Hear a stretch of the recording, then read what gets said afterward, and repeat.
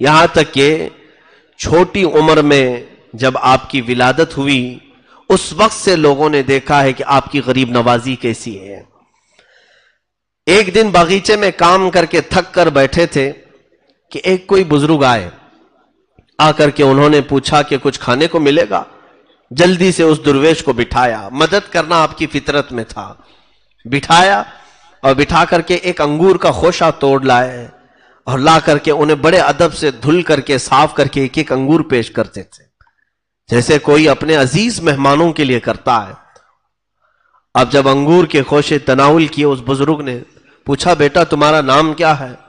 کہا میرا نام حسن ہے اور لوگ معین الدین بھی کہتے ہیں۔ وہ بزرگ چونک گئے اور اس کے بعد انگور کے خوشے کھاتے کھاتے وہ رک گئے۔ کہا میں آج مقصد کو پہنچا ہوں، آج میں اپنے مقصد کو پہنچا ہوں۔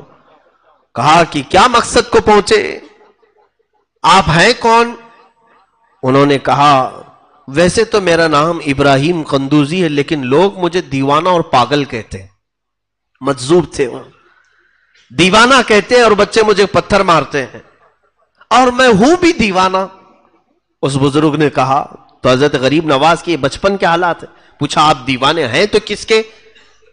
تو حضرت ابراہیم قندوزی جو آئے تھے مجذوب، انہوں نے کہا میں حاجی شریف زندانی میرے مرشد کا دیوانہ ہوں، اور انہوں نے مجھے دیوانگی کی حد تک پلایا ہے اور چھوڑ دیا، اور مجھے ایک روٹی دی تھی اور اس روٹی کو یہ کہہ کر کے مجھے دیا تھا کہ جب تم اس مقام پر پہنچو جب تمہیں ساتوں عرش بغیر کسی تکلف کے نظر آنے لگیں تو آدھی روٹی کھانا، یا آدھی روٹی کھا لینا، اور آدھی روٹی اپنے پاس رکھنا۔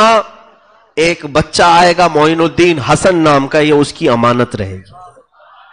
میں اس آدھی روٹی کو پچھلے 30 سالوں سے سنبھال کر رکھا ہوں۔ آدھی روٹی کو، نہ روٹی سوکھتی ہے نہ سڑتی ہے، میری جھولی میں ایسی ہے۔ وہ روٹی اٹھائی، حضرت غریب نواز کو دیا کہ یہ آپ کی امانت ہے، اور اس کے بعد وہ اچھل کود کرتے رہے جیسے دیوانے کرتے ہیں، کپڑے پھاڑتے رہے اور بال اچھالتے رہے اور چلے گئے، غائب ہو گئے۔ حضرت سرکار غریب نواز ان کو پوچھ رہے تھے کہ حاجی شریف زندانی ہے کون جنہوں نے روٹی بھیجی ہے؟ یہ چشتی سلسلہ ہے کیا؟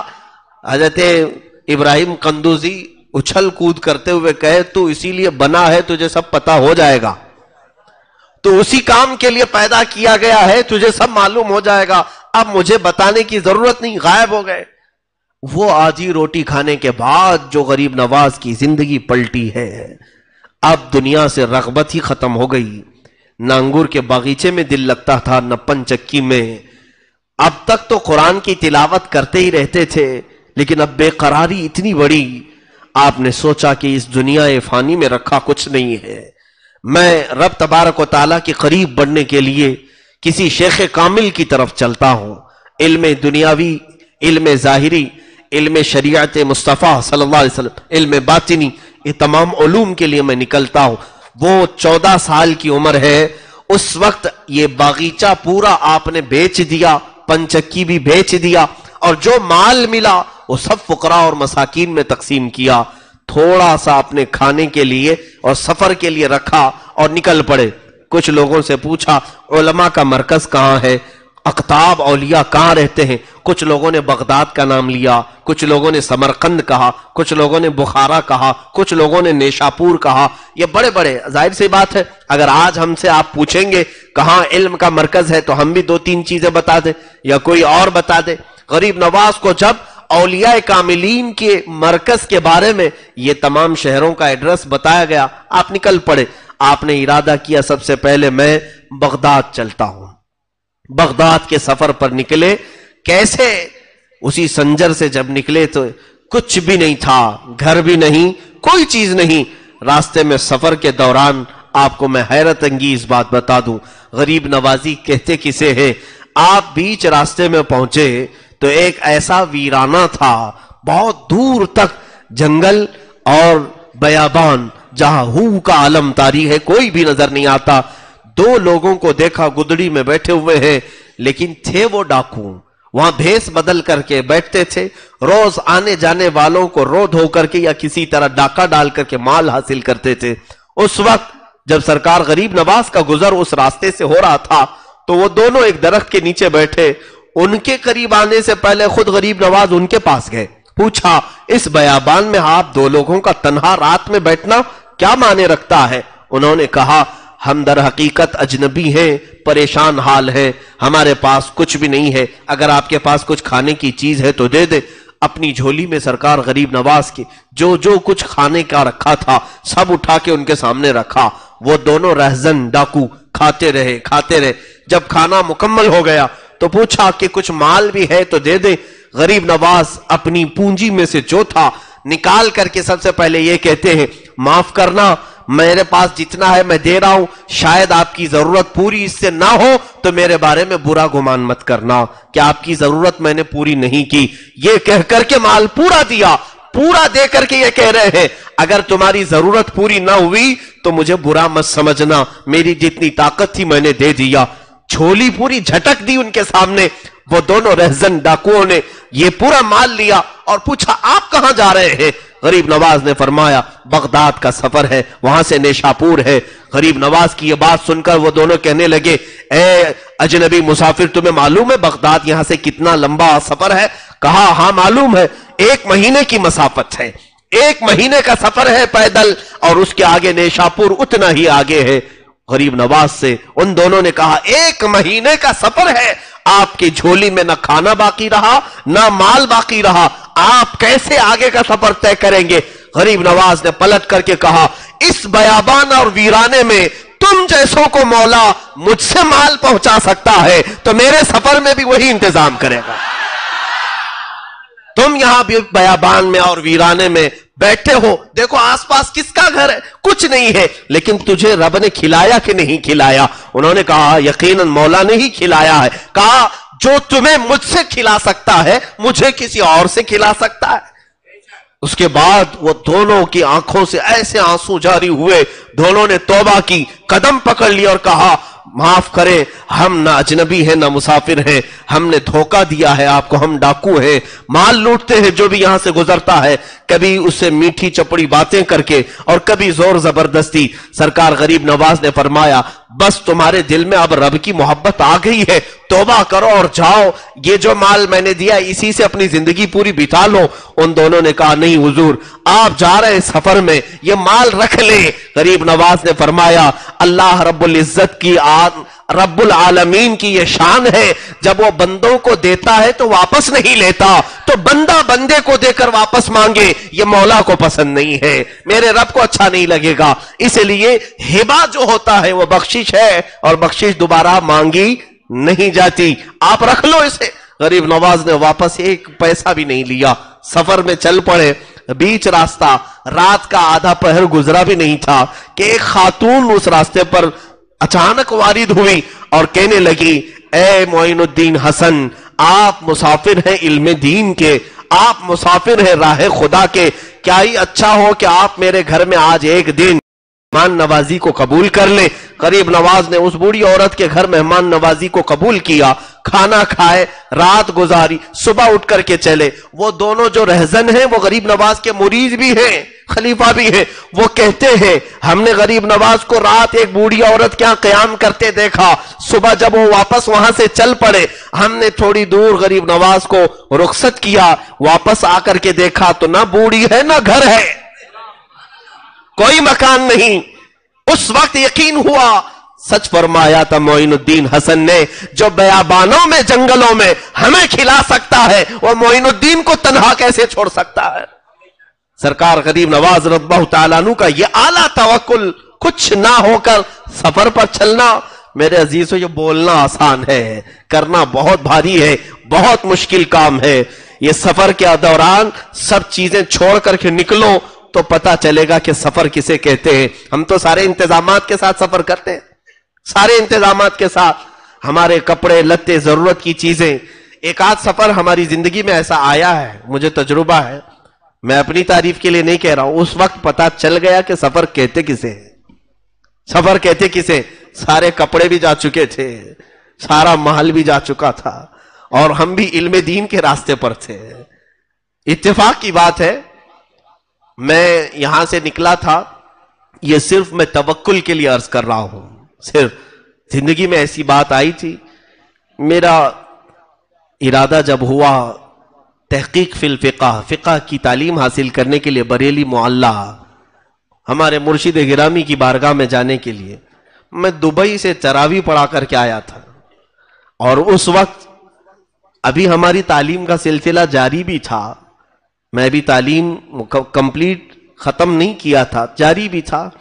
لیکن بیچ میں جو رمضان آتا تو تراویح پڑھاتے، اور اچھے عمدہ کپڑے وہ ایک پہلے سے چلا ہے، سارے کپڑے جمع کر کے ایک بڑے سوٹ کیس میں رکھے.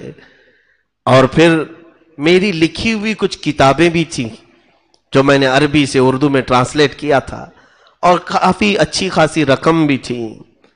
اور یہ سب چیزیں لے کر کے جب میں پہنچا تھا تو رات کا وقت تھا. اسٹیشن پر مجھے یاد ہے 4 بجے کے قریب ٹرین پہنچی تھی. ہمارے برادر مکرم اور میرے استاد نے کہا بھی تھا کہ بریلی کا اسٹیشن آبادی سے کافی دور ہے، رات میں اگر پہنچو تو باہر مت نکلنا، صبح ہونے کا انتظار کرو، اس لیے کہ ڈکیتی بہت زیادہ ہوتی. وہاں پر بھی ایسے حالات تھے. تو اسی انتظام، ٹھنڈیوں کے دن تھے، اسٹیشن پر پلیٹ فارم پر بیٹھا رہا، اور پورا سوٹ کے ساری چیزیں میری ساتھ میں تھیں. ٹھنڈی بہت زیادہ لگ رہی تھی، 4 بجے روشنی نہیں آتی. ایک چادر نکالا اور اوڑھ کر کے بیٹھا ایک کٹے پر. اترنے والے سارے مسافر چلے گئے، ہم اکیلے بیٹھے رہے. بیٹھنے کے بعد تھوڑی دیر کے بعد جو ٹھنڈی میں چادر نے گرم کیا، جھپکی لگی جاتی ہے، اونگ آئی، آنکھ بند ہوئی، بیٹھے بیٹھے گھٹنوں میں سر رکھ کر کے. تھوڑی دیر کے بعد سر جھٹکا اور جھنجھلا کر کے اٹھا تو دیکھا نہ بیگ ہے نہ سوٹ کیس ہے، کچھ بھی نہیں. دیوانوں کی طرح ادھر سے ادھر دوڑتا رہا. میں بھی طالب علم تھا، اسٹوڈنٹ تھا. پورے پلیٹ فارم پر کہیں کوئی نظر نہیں آ رہا ہے. پولیس سے جا کر کے کہا، جو بیٹھے تھے ڈیوٹی پر ان کو ہم سے زیادہ اونگ لگی ہوئی تھی. ہلا کر کے جب اٹھایا تو دل نے یہی کہا کہ مجھ سے زیادہ تو یہ سو رہے ہیں، میرا بیگ یہ کیا دیکھیں گے. ویسے بھی انہوں نے مایوس کن جواب دیا اور واپس پلٹ آئے. دل کھٹا ہو گیا تھا. یہ تو ابتدا ہے، یہاں آنے میں سارا لٹ گیا. اب میرے خیال سے یہ اچھا شگون نہیں ہے. لوگ تو یہی سوچتے ہیں، پہلی راستے پر اگر کچھ ہو جائے تو سوچتے ہیں شاید اچھا راستہ نہیں ہوگا. اس وقت خیالات عجیب عجیب طرح کے آنے لگے. اب یہ سفر میں ہے، کوئی جانکار پہچان کا نہیں تھا. ایسی نوبت تھی کہ اسٹیشن سے مزار اعلی حضرت پر جانے کے لیے اب جو کچھ بھی رقم تھی وہ ایک آٹو کو دینے کے برابر کی تھی، رکشے والے کو دینے کے برابر. خیر ہم نے یہ سوچا کہ واپسی کا ارادہ کرتے ہیں، یہ ہمارے لیے شاید شہر راس نہیں آئے گا. واپسی کا ارادہ کر رہے تھے کہ وہاں سے واپس آ جاتے ہیں، دوسری جگہ دیکھ لیں گے، تعلیم بعد میں. سارا تو لٹ گیا، پورے کپڑے، پورا مال، میری لکھی ہوئی کتابیں، کئی طرح کی الگ خوشبوئیں، سب چلی گئی تھی. دل میں قلق ہوتا ہے. واپسی کا ارادہ کیا تو اسی وقت دل میں یہ خیال آیا، اتنی دور اتنے مقدس شہر میں آئے ہیں تو اعلیٰ حضرت کی بارگاہ میں زیارت تو کم سے کم کر لوں، فاتحہ پڑھ لوں اور اس کے بعد واپس چلا جاؤں. اب پڑھنا نہیں تھا. زیارت کے لیے صبح کی گھڑی تھی، اذان ہو چکی اور غالباً نماز ہوئی تھی. میں فجر کی نماز مسجد میں پڑھا اور مزار پاک پہ حاضری کے لیے گیا تو ایک قاری صاحب خوش الحان اچھی آواز کے وہاں گنگنا رہے تھے. اکثر ایسا ہوتا ہے مزار اعلیٰ حضرت پر اعلیٰ حضرت کی نعتیں پڑھی جاتی رہتی صبح شام. میں جس وقت حاضری کے لیے گیا تھا قاری صاحب نعت پڑھ رہے تھے، سونا جنگل رات اندھیری چھائی بدلی کالی ہے، سونے والوں جاگتے رہیو چوروں کی رکھوالی ہے، سونا پاس ہے سونا بن ہے سونا زہر ہے، اٹھ پیارے تو کہتا ہے میٹھی نیند ہے تیری متھی نرالی ہے. اور یہ سب اشعار وہ پڑھتے جا رہے ہیں. میں فاتحہ بھول گیا اور سننے لگا اور ایسا لگ رہا تھا کہ یہ نعت کہیں میرے لیے تو نہیں لکھی تھی انہوں نے. ساری چیزیں زندگی سے ایک ایک کبھی آپ بھی سوچتے ہیں نا حضرت نے آج ہمارے لیے بیان کیا ہے. جب حالات سے کوئی چیز بات میچ ہوتی ہے تو ہر کوئی یہی خیال کرتا ہے کہ کیا کسی نے جا کر کے کہا تو نہیں ان کو آج میرے ہی گھر کا سب بتا رہے تھے. ہماری زندگی میں بھی ایسی چیز آئی. تو جب وہ نعت ختم ہوئی تو دل میں اطمینان ہوا کہ جو کچھ ہوتا ہے اللہ کی مرضی سے ہوتا ہے. دل میں ایک ڈھارس بندھی. اور اس کے بعد جو حالات ہیں وہ مجھے زیادہ ڈسکس کرنے کی ضرورت نہیں. اتنی سی بات ہے, میرا ٹیسٹ تھا, امتحان تھا, میلے کپڑے سفر کے, انہی کپڑوں میں جا کر امتحان کے لیے بیٹھا اور کسی سے کہنے کی کوئی جرت بھی نہیں تھی, ہمت بھی نہیں تھی. دوسرے دن جب رزلٹ آیا تو سب سے پہلا نام میرا تھا. تو اب سوچا کہ اب یہ سب سے پہلا نام. کئی مدارس کے طلبہ وہاں پر ٹیسٹ کے لیے آئے تھے. ہر دارالعلوم کے لوگ ٹیسٹ کے لیے آتے ہیں.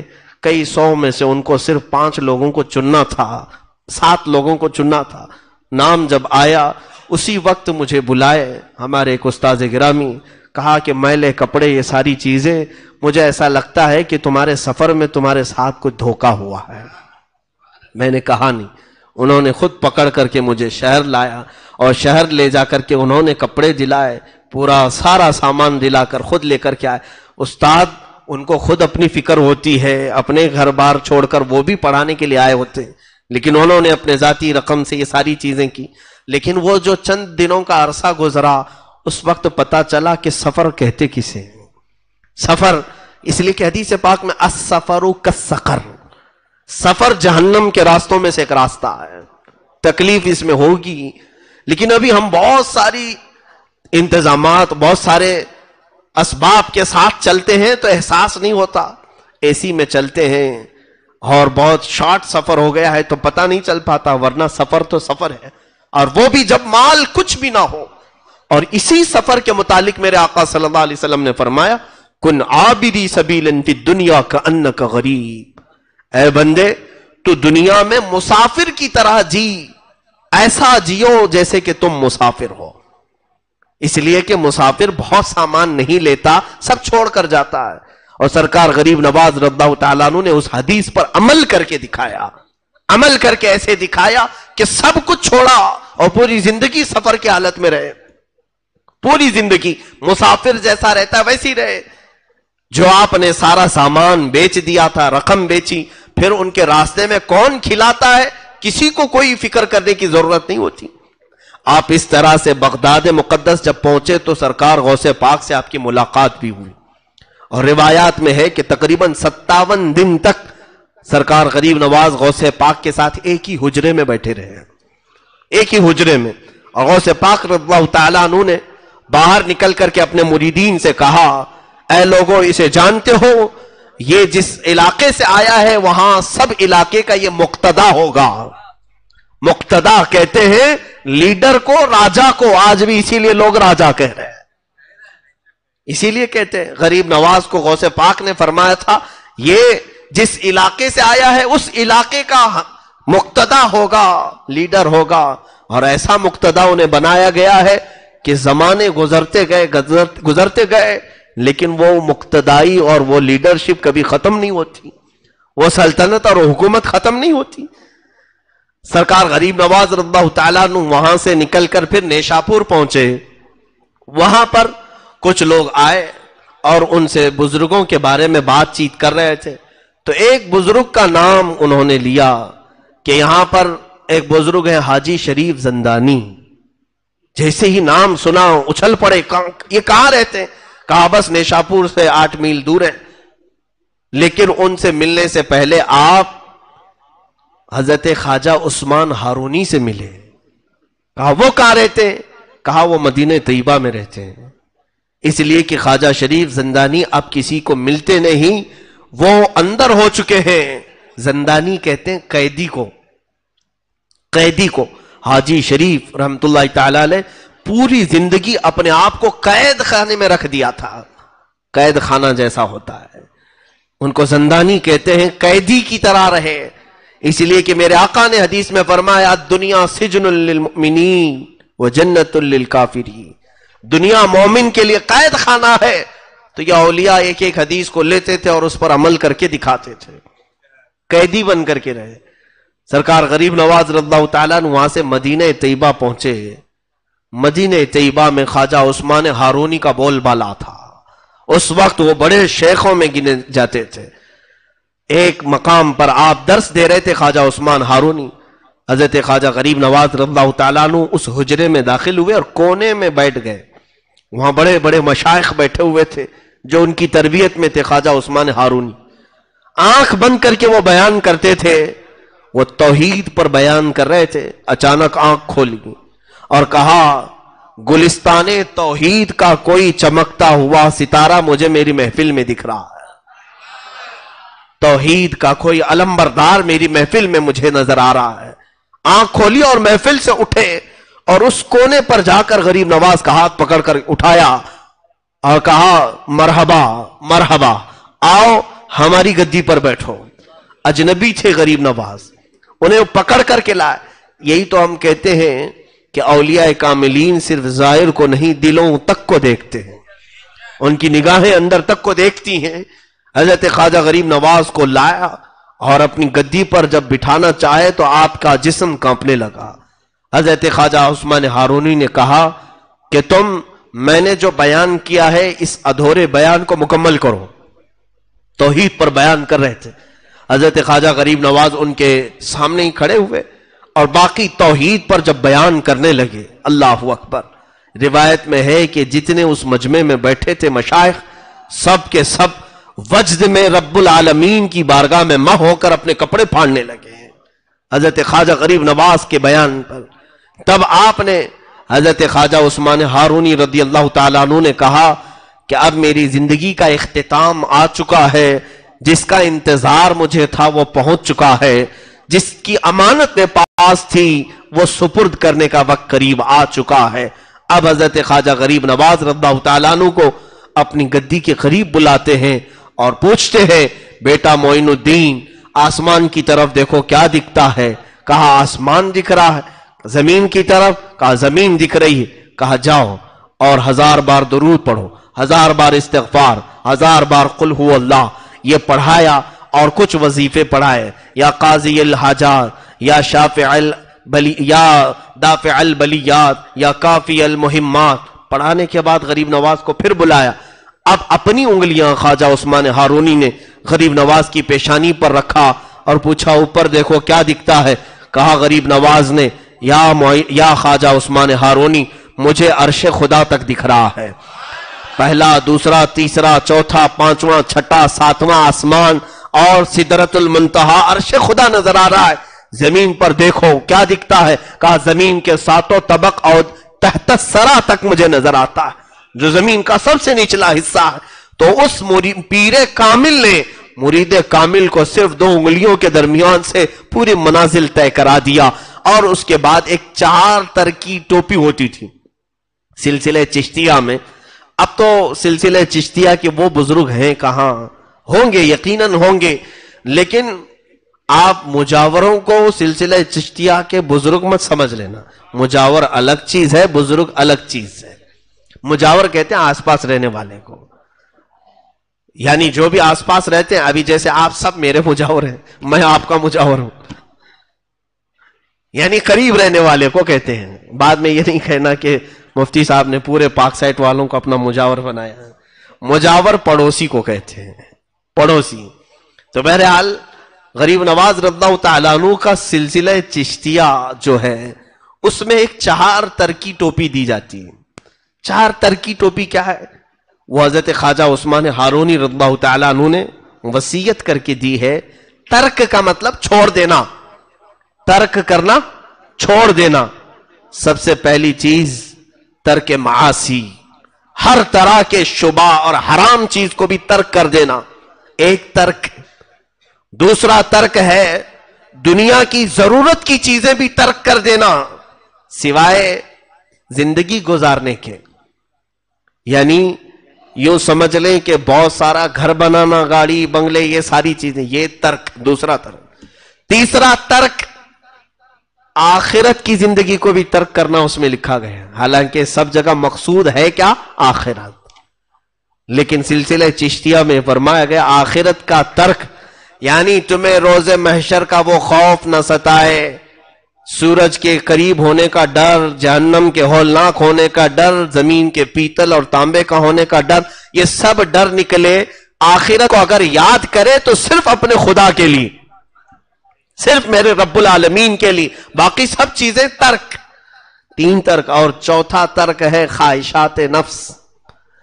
فرماتے ہیں جو چیز تمہارا نفس پسند کرے اسے ترک کرنا، اور کہتے ہیں جب 4 یہ ترک کوئی کر دے تو اسے سلسلے چشتیہ کی 4 ترکی ٹوپی پہنائی جاتی تھی۔ وہ حضرت خواجہ غریب نواز کو ان کے مرشد نے پہنائی۔ اب یہاں کسی کو بھی پکڑ کے پہنا دیتے ہیں جو سارے خواہشات کا بادشاہ ہے، شیطانوں کو بھی پہناتے ہیں معاذ اللہ رب العالمین۔ کوئی نیتا جائے، لیڈر جائے، اسے بھی غریب نواز کی وہ چھوٹی سی چادر کو لپیٹ دیتے ہیں۔ 4 تر کی ٹوپی تو اب ملے گی بھی نہیں۔ اس ٹوپی کا کمال بہت ہی عجیب ہے کہ مشائخ نے لکھا ہے کہ وہ 4 تر کی ٹوپی پہننے والا سلسلے چشتیہ میں قبرستانوں کے پاس سے گزرتا تھا تو قبروں والے اٹھ کر بیٹھ جائیں اور قبروں کے حالات وہ دیکھ لیتا، جس کو یہ ٹوپی پہنائی گئی 4 تر کی ٹوپی، اس لیے کہ جب اس نے دنیا کو سب ترک کیا تب یہ ٹوپی اسے دستیاب ہو۔ یہ خرقہ خلافت ہے۔ بہرحال حضرت خواجہ غریب نواز رضی اللہ تعالیٰ عنہ مدینہ طیبہ میں اپنے شیخ، اپنے مرشد کی بارگاہ میں 2.5 سال تک رہے۔ آپ کے مرشد گرامی جب وفات پا چکے تو اس کے بعد حضور اکرم صلی اللہ تعالیٰ علیہ وسلم کے دربار سے اتنا لگاؤ تھا کہ روزانہ غریب نواز میرے آقا صلی اللہ تعالیٰ علیہ وسلم کے حاضری فرماتے اور دیدار فرماتے تھے، روز دیدار کرتے۔ وہ کیوں نہ دیدار کرے، ان کے وہ دادا بھی ہیں، ان کے وہ نانا بھی ہیں۔ سرکار دو عالم صلی اللہ تعالیٰ علیہ وسلم کی اس عطا پر وہ خوش تھے مدینے میں۔ اچانک ایک دن حضور اکرم صلی اللہ تعالیٰ علیہ وسلم کی زیارت میں مشغول تھے، رسول کریم صلی اللہ تعالیٰ علیہ وسلم کا حکم آیا، معین الدین تمہیں مدینہ چھوڑنا ہوگا۔ بے اختیار رونے لگے، زار و قطار رونے لگے۔ کہا یا رسول اللہ مجھ سے خطا ہو گئی، مجھ سے کوئی گناہ ہو گیا۔ کہا نہ، خطا نہیں، بلکہ میری خوشبو تمہیں ہند تک پہنچانا ہوگا۔ حضور صلی اللہ تعالیٰ علیہ وسلم نے جب سرکار غریب نواز کو ان کے خواب میں یہ بشارت دی تو ہندوستان سرکار غریب نواز اس وقت آئے بھی نہیں تھے۔ سنجر کا علاقہ ہندوستان میں نہیں آتا ہے، یہ ابھی ایران کے کچھ علاقوں میں یہ حصہ آتا ہے۔ آپ نے سرکار غریب نواز نے پوچھا یا رسول اللہ صلی اللہ تعالیٰ علیہ وسلم، میں نہ ہندوستان کو جانتا ہوں نہ دیکھا ہوں، وہاں کے کسی علاقے کو میں پہچانتا نہیں، وہاں کے لوگوں کی طبیعت کفار و مشرکین کی سخت گیر ہے۔ رسول کریم صلی اللہ تعالیٰ علیہ وسلم نے ان کے سامنے ہندوستان کا پورا نقشہ کھولا، راستے دکھائے، اور پھر فرمایا کہ اے معین الدین تیرا پڑاؤ اس علاقے میں ہوگا، یہ کہہ کر کے میرے آقا نے اجمیر معلیٰ بھی دکھایا۔ اسی لیے اعلیٰ حضرت فاضل بریلوی رحمۃ اللہ علیہ نے کتاب میں لکھا کہ دنیا میں کچھ وہ جگہ ہیں جہاں پر دعا رد نہیں ہوتی، ان میں سے ایک جگہ اجمیر مقدس بھی ہے۔ کیوں؟ اس لیے کہ اجمیر لوگوں کا بنایا نہیں، غریب نواز کو میرے مصطفیٰ نے اشارہ کر کے بتایا ہے، تو جس طرف میرے آقا کا اشارہ جائے وہ دعاؤں کی قبولیت کی جگہ ہے۔ اجمیر معلیٰ کی طرف میرے آقا نے اشارہ کر کے بتایا کہ یہ تمہارے پڑاؤ، یہ تمہارے ٹھہرنے کی جگہ ہے۔ اب بس یہ اللہ والوں کی بات ہی ایسی ہے کہ اللہ اور اس کے رسول کے حکم کے آگے یہ سر خم تسلیم کرتے ہیں، سر جھکا لیا اور صبح اٹھتے ہی سفر کے لیے روانہ ہوئے۔ اب سفر پر جب چلے تو پھر یہ کافی لمبا سفر تھا، کئی مشائخ کی بارگاہ میں عبادات اور ریاضات کرتے ہوئے حضرت داتا گنج بخش ہجویری رضی اللہ تعالیٰ لاہور آئے، وہاں پر آپ نے چلہ فرمایا اور وہاں سے کچھ فقیر آپ کے ساتھ ہوئے، ان فقیروں کے ساتھ ہندوستان کی سرزمین کا سفر آپ نے فرمایا۔ یہ وہ دور تھا جب یہاں پر راجے مہاراجے ہندوؤں کے اور بھی کئی علاقے کے کئی طرح کے مذہب والے یہاں پر جی رہے تھے، اور ان کی تانا شاہی، بادشاہی، ہر طرح کے ظلم و ستم کی کہانیاں بھی بڑی دراز ہیں۔ اس زمانے میں کئی مسلمان بادشاہوں نے یہاں پر حملے بھی کیے اور پھر کچھ علاقے فتح بھی کیے اور کچھ جگہ اسلام کا پرچم لہرایا بھی. یہ وہ زمانہ تھا جب شہاب الدین غوری نام کا بادشاہ ہندوستان آتا اور یہاں کے راجوں سے لڑائی کرتا اور واپس شکست کھا کر کے جاتا تھا کئی حملوں میں. ایک وقت یہ آیا کہ 1 لاکھ کی فوج لے کر کے وہ آیا، لیکن پھر بھی شکست کھا کر ہار کر واپس جا رہا تھا. اور اس وقت دلی کی سرزمین سے وہ نکل کر کے افغانستان کی طرف جا رہا تھا شہاب الدین غوری. یہ وہ وقت ہے جب سرکار غریب نواز 7 یا 8 فقیروں کے ساتھ ہندوستان میں داخل ہو رہے تھے. وہ داخل ہو رہے تھے جب یہ فوج شکست کھا کر ادھر جا رہی ہے اور 8 فقیر ادھر آ رہے ہیں. بادشاہ کی نظر پڑی فقیروں پر، درویشوں پر، روک لیا اپنی فوج کو، کہا انہیں لے آؤ، چہرے سے یہ مسلمان لگتے ہیں، اللہ والے دکھتے ہیں، بلا لاؤ. بلایا لایا گیا بادشاہ کے سامنے. حضرت خواجہ غریب نواز رضی اللہ تعالیٰ عنہ اور چند فقیر تھے. پوچھا کہاں کا ارادہ ہے، کہاں چلے ہو؟ حضرت غریب نواز نے آنکھیں نیچے جھکائی اور فرمایا ہندوستان فتح کرنے جا رہا ہوں. ظاہر سی بات ہے کوئی ایسی بات کہے اور ہاتھ میں کچھ بھی نہیں، سامنے والا تو ظاہری اسباب کو ہی دیکھتا ہے. بادشاہ زوردار کہا لگا کر کے فوجیوں سے کہا دیوانہ آ گیا، دیوانہ آ گیا. کہا کہ کہاں چلے ہو؟ ہندوستان فتح کرنے. یہ دیکھو میرے پیچھے 1 لاکھ کی فوج ہے، اتنے ہاتھی گھوڑے ساز و سامان ہتھیار یہ سب لے کر کئی بار میں نے حملے کیے. وہاں کی حکومتیں، وہاں کے راجے، وہاں کے مہاراجے بہت سخت گیر ہیں. شکست ہمیں ہر بار شکست کا سامنا کرنا پڑا اور تم 8 فقیر مل کر کے کہہ رہے ہو ہندوستان فتح کرنے چلے. حضرت خواجہ غریب نواز رضی اللہ تعالیٰ عنہ نے اس کی سخت باتوں کا کوئی نوٹس نہیں لیا اور اپنے فقیروں کو ہاتھ میں پکڑا اور کہا چلو چلو چلتے ہیں. اور پھر کہا اے بادشاہ غوری شہاب الدین، فرق تجھ میں اور مجھ میں یہ ہے کہ تو جب بھی جاتا ہے اسی فوج کے بھروسے پہ جاتا ہے اور معین الدین صرف اللہ کے بھروسے پہ جا رہا ہے. میرا رب وہ سب سے بڑا بادشاہ ہے اور جب وہ چاہے کسی کے قدم کو کہیں پر بھی جما دے. اور وہ الفاظ تاریخی تھے، آج بھی وہ الفاظ کی گونج ہر جگہ نظر آتی ہے. اسی معین الدین چشتی نے کہا تھا میں اللہ اور اس کے رسول کے بھروسے پر آیا ہوں. وہ بھروسہ اتنا کامل تھا کہ کوئی کچھ بھی میرے غریب نواز کا بگاڑ نہیں سکا. ہر طرح کی کوششیں ہوئی بھی لیکن آپ کے قدم کو کوئی ذرا برابر ڈگمگا بھی نہیں سکا. عزیزان گرامی، یہ توکل غریب نواز کی زندگی سے ملتا ہے کہ ہمیں بھی یہ چاہیے کہ زندگی کے کام و کاج اللہ کے بھروسے پر کرو، رب تعالیٰ کی ذات پر چھوڑو. کوئی کیا بگاڑے گا، کسی کی کیا مجال ہے، کیا حیثیت ہے. ظاہری طور پر کوئی اگر کچھ تکلیفیں پہنچائے تو یہ ہمارے آزمائشوں کا دور ہوتا ہے. رب تبارک و تعالیٰ جب کسی کو مقام دیتا ہے تو پہلے اسے آزمائش سے گزارتا ہے، امتحانات سے گزارتا ہے. حضرت خواجہ غریب نواز رضی اللہ تعالیٰ عنہ کی سیرت پر بہت ساری باتیں ہیں لیکن میں آج مختصر سے آپ کو گھیر دوں. اجمیر معلیٰ پہنچے تو یہاں بہت سارے مقابلے بھی ہوئے جادوگروں سے اور بہت سارے راجوں سے. کبھی انہوں نے پانی روکا، کبھی کھانا روکا، کبھی آپ کی جھوپڑیاں اجاڑ دیں، کبھی پتھر آپ کے اوپر ڈالے، سب کر کے دیکھ لیا. لیکن وہ فقیر جہاں بیٹھا تھا بیٹھا ہی رہ گیا. وہ درویش جہاں پر تھا آج تک ہے. یہ لوگوں کو ان سے بھی سبق لینا چاہیے. 5 سال کے بعد جو بار بار ہاتھ دے کر کے ووٹ مانگنے آتے ہیں، بھیک مانگنے آتے ہیں، کچھ بھی دکھا دکھا کر کے. ابھی تک تو لوگ کرنٹ کی بات کرتے ہیں، ہم کرنٹ دیں گے آپ کو، یعنی پبلک سمجھتی نہیں ہے کرنٹ دیں گے کا مطلب ہے شاک دیں گے، یعنی وائر لگا دیں گے تم اوپر سے نیچے ہل جاؤ گے. دیہاتوں والے بہت سارے بیچارے خوش ہو جاتے ہیں، ارے اس بار کی حکومت آ رہی ہے، وہ کہہ رہی ہے 24 گھنٹہ کرنٹ دے گی، 24 گھنٹہ کرنٹ دے گی. انہیں پتا نہیں ہے بیچاروں کو یہ کرنٹ کون سا دینے والے ہیں. پوری باڈی پر کرنٹ لگائیں گے اور اتنا ہلو گے کہ 5 سال تک ہلتے ہی رہو اور پھر کرنٹ دیں گے ابھی چند مہینوں کے بعد.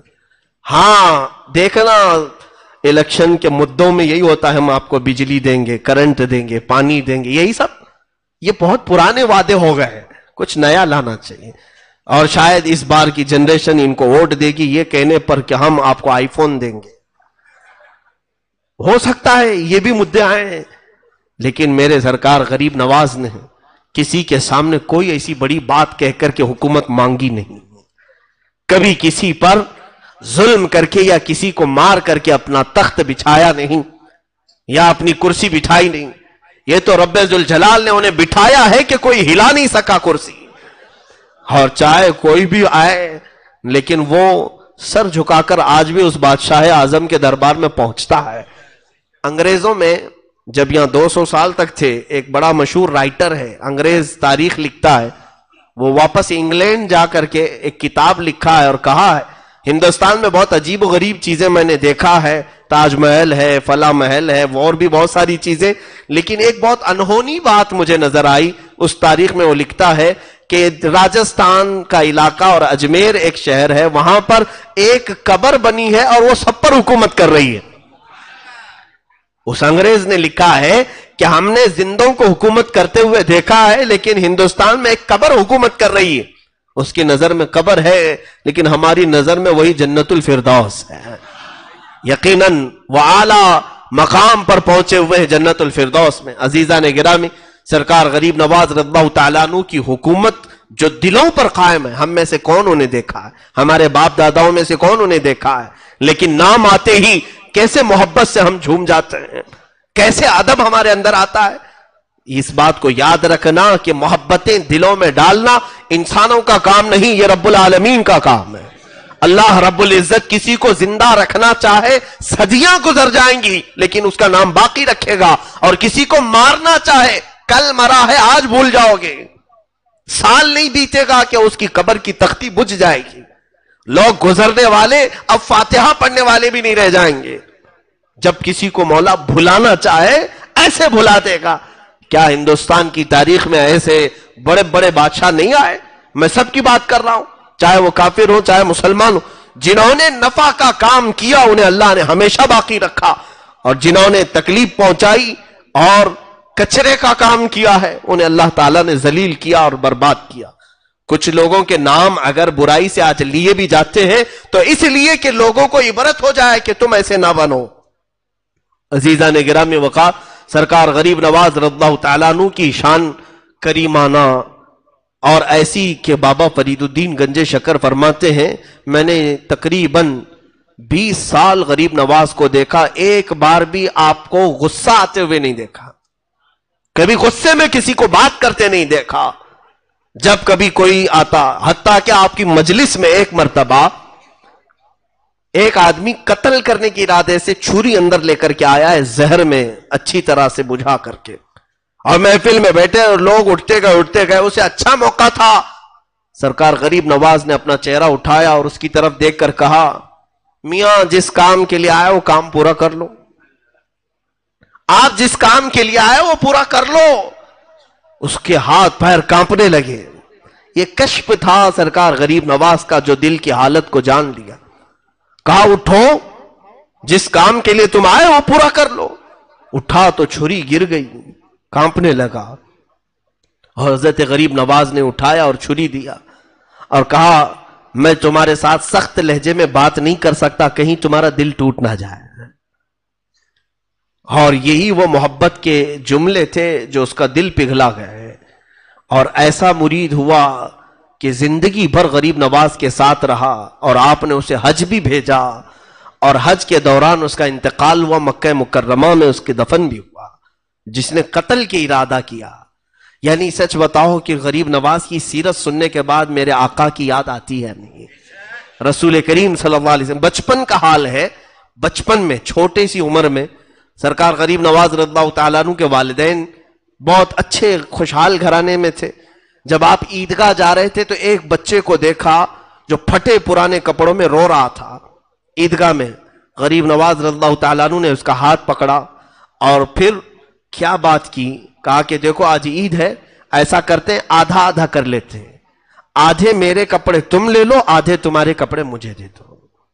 अपने आधे कपड़े उसे दे दिए, जुब्बा उसे दिया, नीचे की तैबन या जो भी रही वह आपने उम्दा किस्म की पहनी, और फटा हुआ उसका कपड़ा अपने जेब तैन कर लिया और अपना उसको दिया, और कहा यूं मत समझना कि मैं सब दे दिया, आधा तेरा आधा मेरा, दोनों हम बराबर बराबर हैं।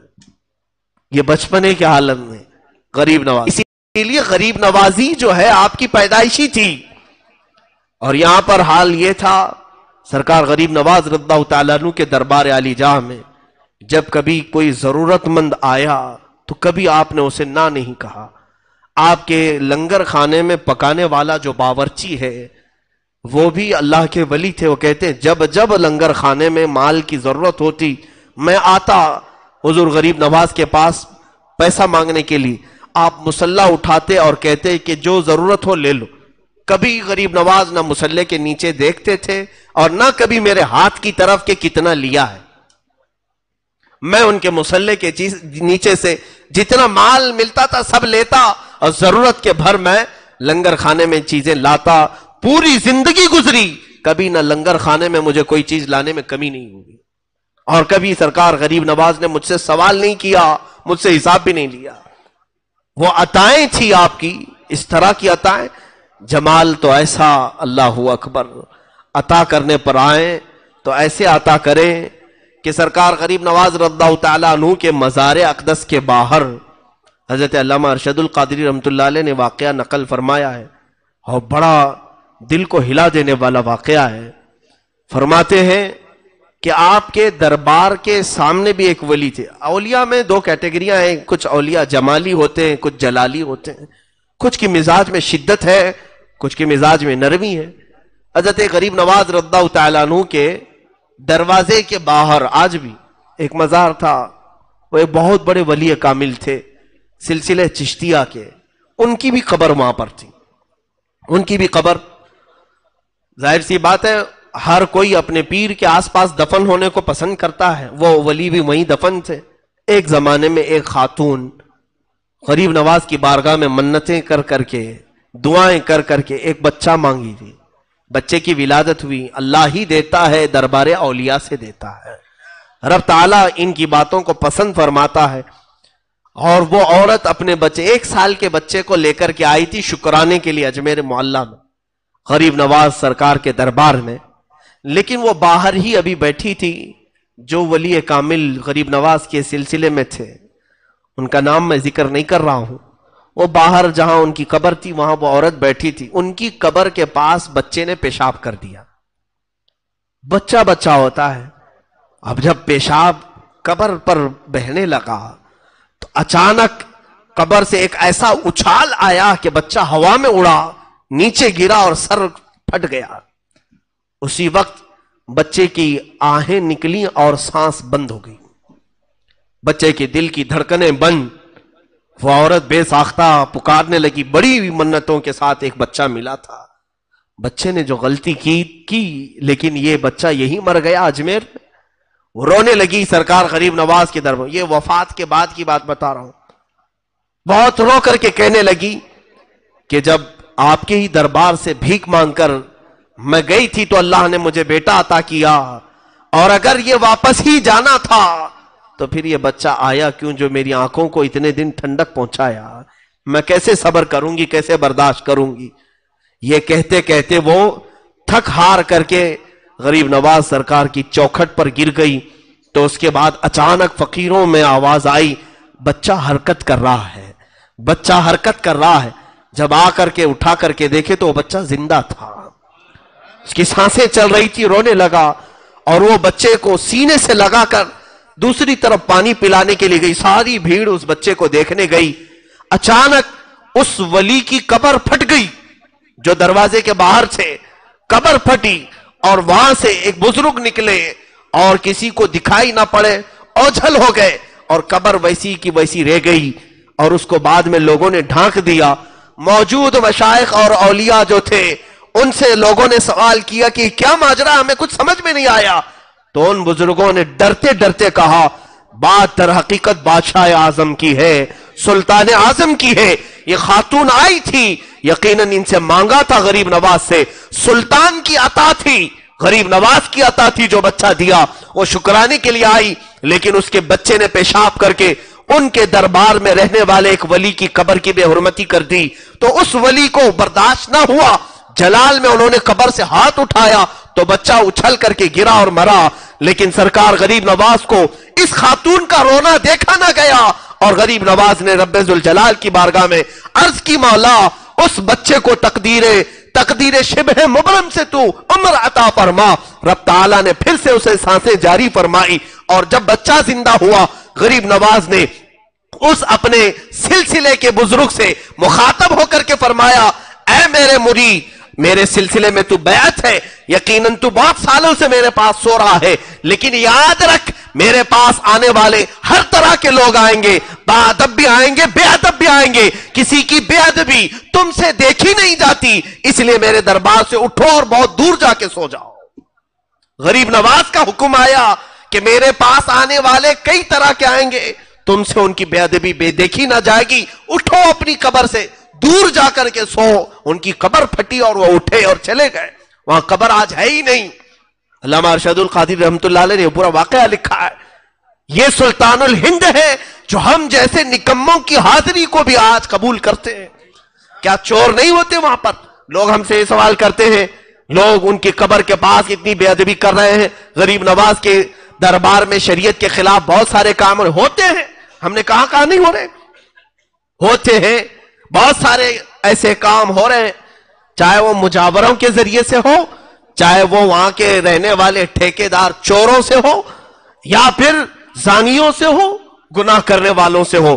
یقیناً اللہ رب العزت جب بندوں پر مہربان ہے تو اس کے اولیاء بھی اللہ کے بندوں پر ویسے ہی مہربان ہوتے ہیں۔ یہ غریب نواز لوگوں سے ناراض نہیں بلکہ ان کی توبہ کا انتظار کرتے ہیں، اس بندے کو ایک نہ ایک دن ٹھوکر لگے گی اور یہ پھر سے صحیح راستے پر آ جائے گا۔ حتیٰ کہ میں آپ کو بتاؤں، غریب نواز کے پڑوسی جو آپ کے مرید تھے، انتقال ہو گیا، جنازے میں آپ ساتھ میں جاتے تھے، جب بھی کسی کا انتقال ہو جنازہ اٹھاتے، تھوڑے قدم تو چلتے، ان کا مرید تھا، انتقال کیا، دفن تک ساتھ میں گئے۔ حضرت خواجہ بختیار کاکی فرماتے ہیں دفن کرنے کے بعد جب لوگ پلٹے تو آپ اکیلے قبر کے پاس کھڑے رہ گئے، تھوڑی دیر کے بعد چہرے کا رنگ بدل گیا، اور اس کے بعد تھوڑی دیر کے بعد الحمدللہ الحمدللہ کہنے لگے۔ پوچھا مریدوں نے، حضور یہ کیا ماجرا ہے؟ کہا بیعت بھی، مریدی بھی عجیب چیز ہے، جو بیعت ہوتا ہے، پیر اور مرشد کی بیعت حاصل کرتا، یہ بھی عجیب چیز ہے۔ کہا کیا ہوا؟ کہا کہ یہ میرا مرید انتقال کر گیا، جیسے ہی اسے قبر میں رکھا گیا عذاب کے فرشتے اتر آئے، اور میں سہم کر کے پیچھے آ گیا کہ اب شاید اسے عذاب ہوگا۔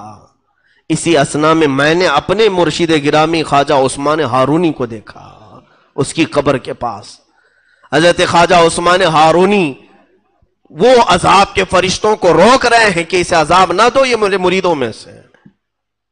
کہتے ہیں وہ فرشتے کہنے لگے تھا تو آپ کے مریدوں میں سے، لیکن آپ کے طریقے پر نہیں تھا، آپ کے راستے پر نہیں چل رہا تھا۔ حضرت خواجہ عثمان ہارونی نے کہا مجھے میرے رب سے ملنے دو، مجھے میرے رب سے بات کرنے دو۔ اور خواجہ عثمان ہارونی نے کہا اے رب العالمین، تو بھی جانتا ہے اور میں بھی جانتا ہوں اس چیز کو کہ یہ ہمارے طریقے پر نہیں چلا، لیکن اس نے دامن جو پکڑا تھا لوگ مجھے تانا دیں گے کہ عثمان ہارونی کا دامن پکڑا اور عذاب میں مبتلا ہو گیا۔ اے مولا، کیا تیرے دوست کو دنیا والے اس بارے میں تانا دیں تجھے گوارا ہے؟ رب العالمین کی طرف سے ندا ہے اے عذاب کے فرشتوں چھوڑو، جاؤ تم دوسری جگہ پر، اس لیے کہ اس کا ہاتھ معین الدین کے دامن سے لگا ہوا ہے۔ سرکار غریب نواز نے خود یہ واقعہ بیان کیا، کہا بیعت بھی عجیب چیز ہے۔ وہ غریب نوازی آج تک قائم ہے، اللہ ہمیں وہ عظمت و ہیبت ہمارے سروں پر ہمیشہ سلامت رکھے۔ اور ادب ضرور رکھنا میرے عزیز و اجمیر جانے والوں سے گزارش ہے، اجمیر جا کر کے کوئی یہ نہ سوچنا کہ دل بہلا کر کے آ جاؤں، لوگ تھک جاتے ہیں تو سوچتے ہیں تھوڑا انٹرٹینمنٹ کر کے آؤں، ناچ گانے دیکھ کر کے آؤں، لوگ وہاں جا کر ہوٹلوں میں ٹی وی لگا کر بیٹھتے ہیں۔ اللہ کے ولی کے شہر میں جا کر، اللہ کے ولی کا شہر جہاں جاتے ہو آپ، یہ تو اجمیر مقدس ہے جہاں اولیاء کاملین پہنچتے ہیں، گلی کوچوں میں اولیاء ہوتے ہیں، اور وہاں ہم اگر بے ادبی کا مظاہرہ کرتے ہیں تو کہیں ایسا نہ ہو کہ قسمت ہمیشہ کے لیے محروم ہو جائے، ہمیشہ ہماری قسمت محروم نہ ہو جائے۔ اسی لیے ادب کا دائرہ ایسا ملحوظ رکھو. اللہ اکبر. اعلیٰ حضرت فاضل بریلوی کی بات آتی ہے. آج میں یہ بات کہنا ضرور چاہوں گا، کچھ بے وقوف قسم کے لوگ جو ان پڑھ ہیں، جاہل ہیں، اور مجدد دین و ملت فاضل بریلوی پر اعتراض کرتے ہیں کہ بریلی والے اجمیر کا ادب نہیں کرتے. جو نہیں کرتا وہ بریلوی ہے ہی نہیں، وہ اعلیٰ حضرت کا ہے ہی نہیں، وہ رضوی ہے ہی نہیں جس نے غریب نواز کی گستاخی کی. یہ میں بڑی ذمہ داری کے ساتھ بات کر رہا ہوں.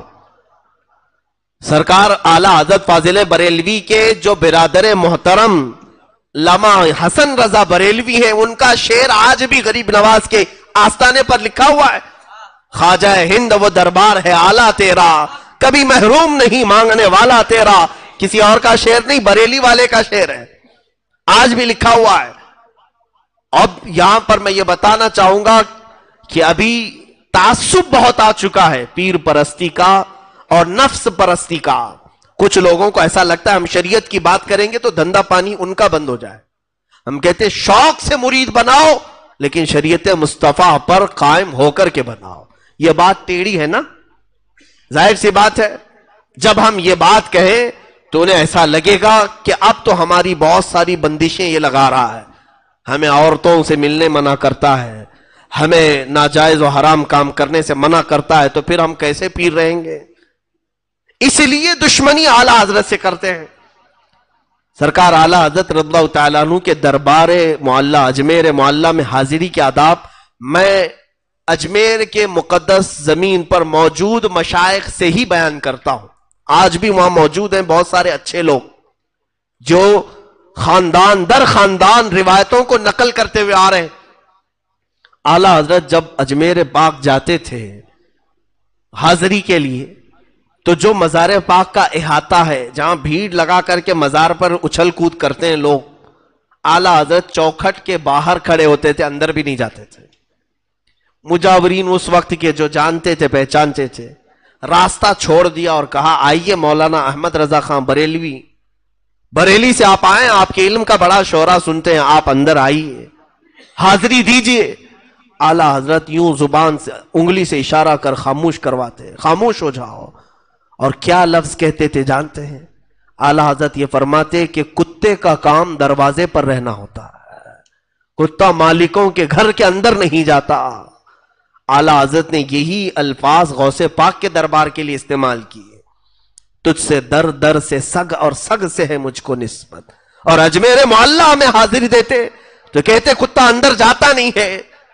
میرے عزیزو، ہماری یہ زبان نہیں ہے جو اعلیٰ حضرت کے لیے ہم یہ الفاظ استعمال کریں، لیکن مجدد دین و ملت نے اپنی عاجزی میں یہ لفظ استعمال فرمایا.